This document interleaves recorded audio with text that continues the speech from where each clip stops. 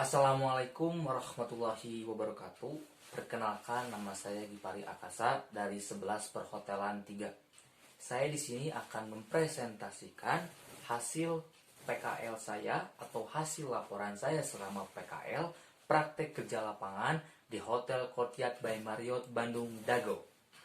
SMK Yadika Soreang adalah salah satu sekolah yang berada di Kabupaten Bandung, Jawa Barat. SMK Yadika Soreang mempunyai 3 jurusan keahlian. Yang pertama ada akuntansi, yang kedua ada RPL atau rekayasa perangkat lunak, dan yang ketiga ada akomodasi perhotelan. Courtyard by Marriott Bandung Dago melakukan opening ceremony pada tanggal 1 November 2017, dan bila mana dihitung sampai tahun sekarang, Courtyard ini baru berdiri selama 3 tahun kurang. Courtyard by Marriott Bandung Dago terletak di Jalan Insinyur Haji Juanda, nomor 33, Bandung Wetan, Kota Bandung, Jawa Barat. Courtyard Bandung adalah bagian dari Marriott Worldwide dan dimiliki oleh PT Sunbay Kaya Persada. Hotel ini merupakan hotel dengan bintang 4, tetapi hotel dengan bintang 4 yang istimewa karena Courtyard mempunyai 3 keunggulan.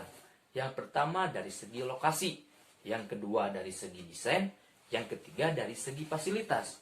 Dari segi sarana dan fasilitas, yang pertama mempunyai lobby lounge, outlet yang menyediakan tempat duduk indoor dengan menawarkan dessert-dessert yang sangat menarik.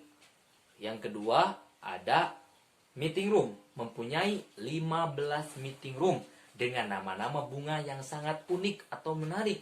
Salah satunya seperti bougainville, orchid, tulip, ataupun lavender.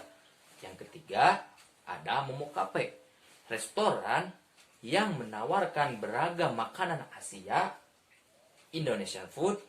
Yang keempat ada The Spa. The Spa menawarkan tema tentang kecantikan Indonesia dan menggunakan bahan-bahan alami dalam perawatannya. The Spa buka pada pukul 10 pagi sampai 10 malam. Yang kelima ada Fitness Center, tempat kebugaran yang beroperasi pada pukul 9 sampai dengan jam 11 malam. Keenam ada Kids Club, untuk wahana bermain anak-anak, beroperasi dari jam 8 pagi sampai jam 10 malam. Yang ketujuh ada bar. Bar ini menyediakan beragam minuman koktail atau wine yang beroperasi pada jam 4 sore sampai jam 2 pagi. Yang kedelapan ada swimming pool. Swimming pool berdekatan dengan area Kids Club. Kalau swimming pool berada di area outdoor, kalau Kids Club berada di area indoor. Swimming pool beroperasi pada jam 8 pagi sampai jam 7 malam. Yang kesembilan ada room. Hotel Courtyard by Marriott Bandung mempunyai kamar 192 dan mempunyai 7 tipe kamar. Yang pertama ada deluxe room dengan 126 kamar. Yang kedua ada premier dengan 14 kamar. Yang ketiga ada executive suite dengan 20 kamar. Yang keempat ada premier suite dengan 26 kamar. Yang kelima ada corporate suite dengan 1 kamar. Yang keenam ada courtyard suite dengan 1 kamar. Dan yang terakhir ada royal suite dengan 1 kamar. Divisi yang ada di Hotel Courtyard by Marriott Bandung Dago, yang pertama ada room division, terdiri dari housekeeping, front office, dan engineering. Yang kedua ada accounting, yang terdiri dari sales marketing dan purchasing department. Yang ketiga dari F&B, ada F&B service dan F&B product. Yang keempat ada dari HRD, terdiri dari training manager dan security. Selama saya PKL di hotel ini, saya menempati departemen banquet, departemen yang ada di bawah food and beverage, dan merupakan istilah yang dipergunakan untuk mengikuti pelayanan event dan melayani sebuah pesta besar di sebuah hotel. Alat-alat yang digunakan, yang pertama ada round table atau disebut juga dengan meja bundar. Biasanya meja ini digunakan dalam function yang melibatkan acara makan, seperti lunch ataupun dinner. Yang kedua ada rectangular table. Meja ini berbentuk persegi panjang dan biasanya digunakan dalam function seperti meeting. Yang ketiga ada square table. Yang keempat ada kursi, alat untuk melengkapi setup table.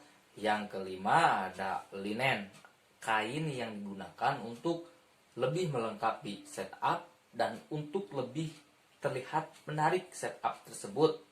Yang keenam ada chinaware, peralatan makan dari keramik yang gunanya untuk menghidangkan makanan kepada tamu. Yang ketujuh ada glassware, gelas yang gunanya untuk menyajikan sebuah minuman. Yang kedelapan ada silverware, peralatan yang terbuat dari perak dan termasuk ke dalam jenis stainless steel. Alat-alat yang digunakan, yang pertama ada round table atau disebut juga dengan meja bundar. Biasanya meja ini digunakan dalam function yang melibatkan acara makan seperti lunch ataupun dinner. Yang kedua ada rectangular table. Meja ini berbentuk persegi panjang dan biasanya digunakan dalam function seperti meeting. Yang ketiga ada square table. Yang keempat ada kursi, alat untuk melengkapi setup table.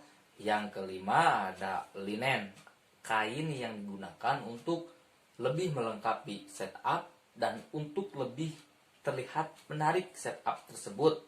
Yang keenam ada chinaware, peralatan makan dari keramik yang gunanya untuk menghidangkan makanan kepada tamu. Yang ketujuh ada glassware, gelas yang gunanya untuk menyajikan sebuah minuman. Yang kedelapan ada silverware, peralatan yang terbuat dari perak dan termasuk ke dalam jenis stainless steel. Standar operasional prosedur di bangket meliputi 1. Penyiapan segala inventaris dan bekerjasama dengan pihak stewarding. 2. Pengaturan instalasi kebutuhan teknis. 3. Pengaturan meja. 4. Pemasangan moleton dan taplak meja. 5. Pemasangan peralatan alat makan. 6. Pemasangan dekorasi. 7. Pemasangan kursi. Dan 8. Mengecek semuanya kembali supaya tidak ada yang terlewat dan semuanya sudah benar. Kendala-kendala yang saya alami selama saya berada di departemen bangket apabila morning shift. Pertama, saya suka salah dalam penyusunan kopi break, suka masih bingung. Yang kedua, saya suka salah dalam penyimpanan infus water. Infus water itu harusnya disimpan ke dalam dispenser. Kalau event besar menggunakan dispenser yang besar, event sedang menggunakan dispenser yang sedang, dan event kecil menggunakan dispenser yang kecil. Tidak semua event saya menggunakan dispenser yang sama, itu saya salahnya di situ. Dan apabila evening shift, saya suka masih bingung dalam setup table. Misalkan kalau ada round table, saya menyusunnya bagaimana, ada berapa pack, dan saya menyusun atau harus menyiapkan round table-nya itu berapa pack, berapa meja. Saya suka keliru. Pemecahan masalah yang saya lakukan agar tidak terjadi seperti itu lagi, yang pertama, saya harus tidak malu untuk bertanya, itu sangat penting. Yang kedua, lebih memperhatikan pekerjaan senior, biar kita lebih mengetahuinya. Yang ketiga, apabila saya sudah melakukan setup, maupun itu setup dalam saya masuk morning shift ataupun evening shift, saya foto dan saya hafalkan di rumah. Dan yang keempat, paling penting, apabila kita melakukan kesalahan dan kita dimarahi atau kita ditegur oleh atasan, oleh manajer, atau oleh tamu, mental kita tidak boleh down. Karena itu pembelajaran supaya tidak melakukan kesalahan yang sama. Kesimpulannya, 1. Peran sebagai waiters di Courtyard by Marriott Bandung Dago sudah cukup efektif.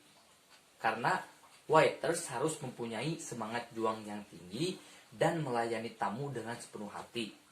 Yang kedua, siswa-siswi yang melaksanakan praktek kerja lapangan mendapatkan ilmu yang baik dan wawasan yang baru, yang tentunya pasti berguna bagi kehidupannya kelak. Setelah melakukan penyimpulan, saya mempunyai beberapa saran. Yang pertama, untuk industri. 1. Dalam break, berikanlah break yang pantas kepada pegawai. Contohnya, kalau kita diberi break 1 jam, berikanlah 1 jam itu hak kita jangan dikurangi atau dilebihi, karena pegawai sudah bekerja dengan semaksimal mungkin dan harus mendapatkan haknya juga dengan semaksimal mungkin. Yang kedua, untuk tahun-tahun berikutnya, tambahkanlah peserta PKL atau siswa-siswi yang melaksanakan PKL tersebut agar generasi muda bisa mengetahui bagaimana kinerja di dalam industri yang nyata. Dan saran untuk pihak sekolah, sebelum kita diterjunkan ke dunia industri yang nyata, alangkah baiknya kita digembleng terlebih dahulu atau kita diasah kemampuan kita sejauh mana kita sudah bisa menguasai ilmu atau materi tersebut. Mungkin sekian dari saya, presentasi laporan dari saya. Apabila ada kesalahan, saya mohon maaf dimaafkan. Wassalamualaikum warahmatullahi wabarakatuh. See you.